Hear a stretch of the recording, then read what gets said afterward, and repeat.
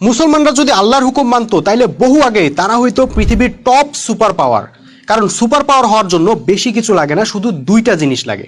একটা হলো সামরিক শক্তি, আরেকটা হলো অর্থনৈতিক শক্তি। এই দুই শক্তি অর্জনের জন্যই আল্লাহ কোরআনে মোমিনদেরকে বারবার জান ও মাল দেওয়ার কথা বলছেন। এমনকি সূরা হুজরাতের 15 নম্বর আয়াতে মোমেনের সংজ্ঞার মধ্যেই আল্লাহ জান ও মাল দিয়ে সংগ্রাম করাকে বাধ্যতামূলক করে দিয়েছেন।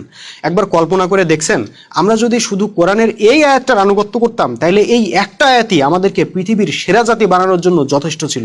কারণ আমরা 160 কোটি মুসলমান সবাই যদি আল্লাহর জন্য জীবন দিতে প্রস্তুত হয়ে যাইতাম তাহলে পৃথিবীর সবচেয়ে বড় সামরিক শক্তির মালিক হইতাম আমরা। আবার যদি আমরা আল্লাহর জন্য নিজেদের সমস্ত সম্পদ কোরবান করতে প্রস্তুত হয়ে যাইতাম তাহলে আমরাই হইতাম পৃথিবীর সবচেয়ে বড় অর্থনৈতিক শক্তির মালিক। কিন্তু আফসোস, আমরা তো কোরআনের হুকুম মানা মুসলমান না, আমরা হইলাম কোরআন তেলাওয়াত করা মুসলমান। তাই আমরা সহি মাখরাজ সহকারে কোরআন তেলাওয়াত করি আর সারা বিশ্বে মার খেয়ে বেড়াই।